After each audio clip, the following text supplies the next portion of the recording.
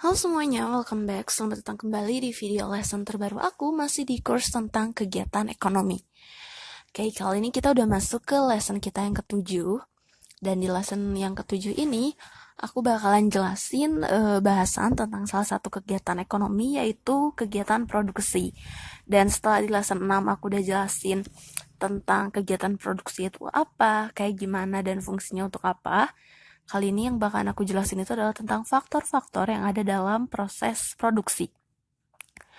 Nah, jadi untuk melakukan suatu produksi, itu perlu ada faktor-faktor yang dipenuhi dulu gitu. Jadi, supaya produksi itu dilakukan, harus ada beberapa syarat-syarat atau harus ada beberapa hal yang harus dibutuhkan dalam produksi itu.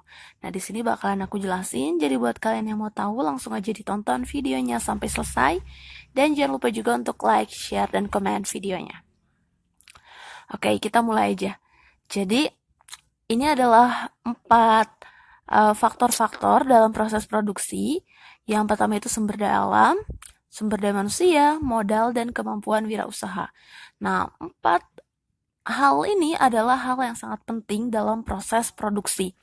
Karena tanpa adanya keempat hal ini, salah satunya aja hilang, misalkan produksi itu nggak akan berjalan secara lancar. Jadi ini adalah 4 hal yang harus dipenuhi. Misalkan kalau nggak ada ini, atau kalau nggak ada ini, atau kalau nggak ada ini, itu bakalan susah proses produksinya. Dan kenapa 4 hal ini dibutuhin? Oke, langsung aja kita jelasin satu persatu dari mulai yang sumber daya alam. Sumber daya alam atau natural resources ini adalah sumber daya yang berasal dari alam. Dan ini dibutuhkan sebagai bahan dasar untuk kita produksi. Kayu atau minyak, besi, misalkan segala sesuatunya itu adalah sumber daya alam. Itu hal-hal yang bisa kita olah kemudian dan bisa kita produksi. Tanpa adanya ini, produksi juga nggak akan berjalan gitu, karena apa yang mau diproduksi sama sih faktor-faktor produksi setelahnya gitu, ini atau ini. Kalau misalkan sumber daya alam yang mau diolahnya aja nggak ada. Jadi ini adalah faktor penting dalam proses produksi. Nah, setelah sumber daya alam, yang nggak kalah pentingnya juga adalah sumber daya manusia.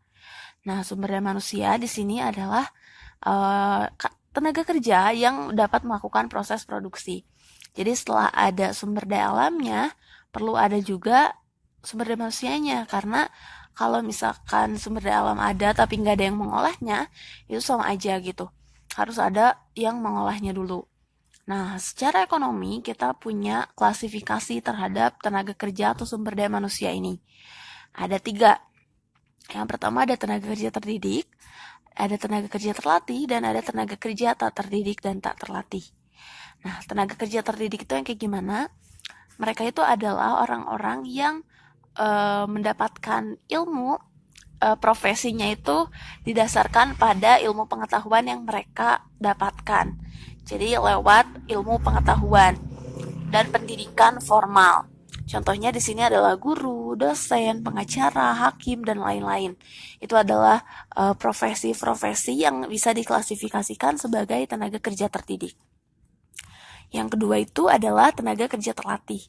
Nah, kalau tenaga kerja terlatih ini adalah profesi-profesi yang bisa dikerjakan dengan mengikuti pelatihan terlebih dahulu.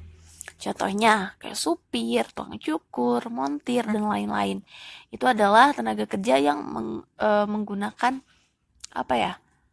syarat mereka untuk bisa bekerja itu dengan pelatihan. Jadi mereka tenaga kerja terlatih. Dan yang selanjutnya tenaga kerja tak terdidik dan tak terlatih. Nah, kalau ini adalah jenis-jenis tenaga kerja yang nggak membutuhkan pendidikan dan juga pelatihan. Jadi mereka bekerja dengan fisik mereka gitu.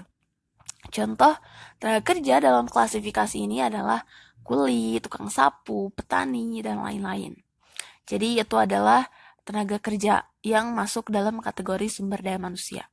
Jadi ini kita setelah udah ada sumber daya alam, udah ada yang ngolahnya, oke, selanjutnya tinggal apa?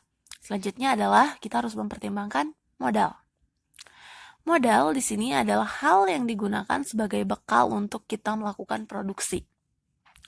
Ketika kita punya modal, kita bisa mengembangkan usaha kita. Kita bisa mengolah sumber daya alam yang udah kita dapatkan dengan modal ini.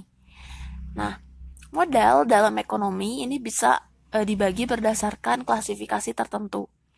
Nah, ini dia klasifikasi modal. Yang pertama itu berdasarkan sifatnya, yang kedua itu berdasarkan bentuknya, dan yang ketiga itu berdasarkan kepemilikannya. Berdasarkan sifatnya, modal ini dibagi jadi dua, dan ini terkenal dalam istilah akuntansi.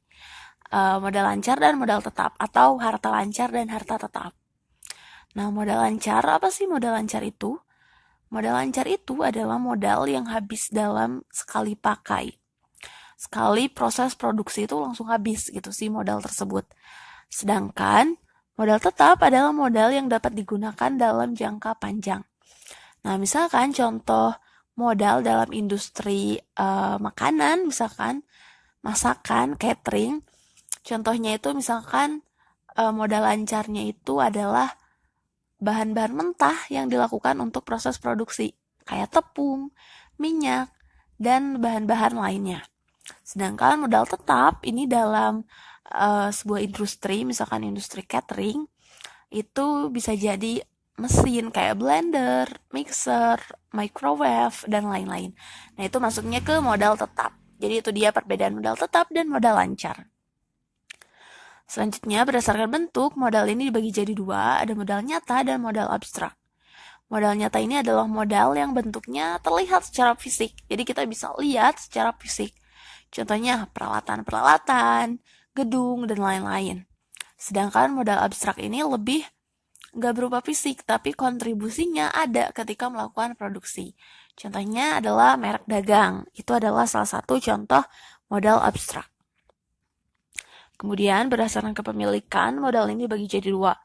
Ada modal perseorangan dan modal masyarakat. Nah, modal perseorangan adalah modal yang berasal dari sektor privat atau sektor individu. Dan modal ini tuh menyumbang keuntungan buat individunya juga. Jadi modal ini tuh didapatkan atau diberikan individu dan untuk individu juga. Contohnya kendaraan, gedung, peralatan itu semuanya adalah modal perseorangan. Sedangkan modal masyarakat ini adalah modal yang digunakan untuk kepentingan halayak banyak. Contohnya itu jalan, misalkan jembatan, itu kan digunakan untuk orang banyak. Nah, itu dia jenis-jenis modal. Ada berdasarkan sifat, berdasarkan bentuk, dan berdasarkan kepemilikan.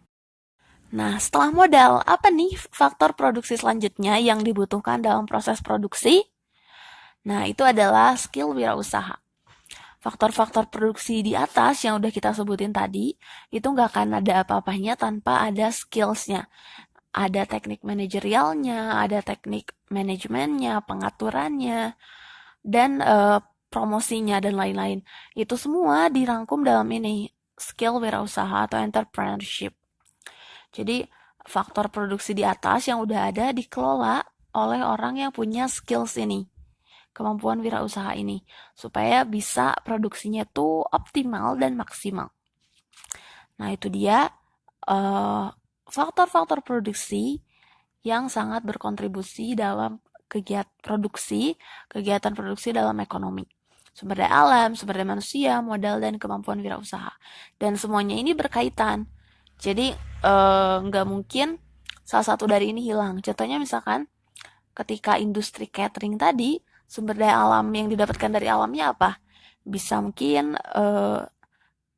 kacang-kacangan, misalkan umbi-umbian.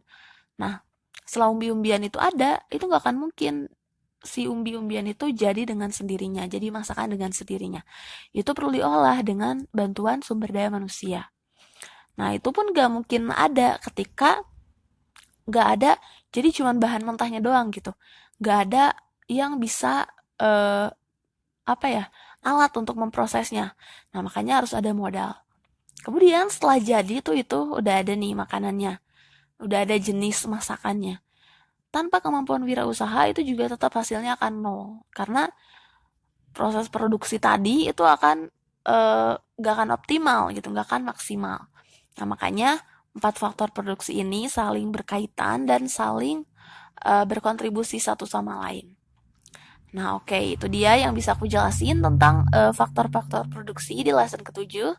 Next, di lesson berikutnya aku bakalan jelasin tentang kegiatan distribusi.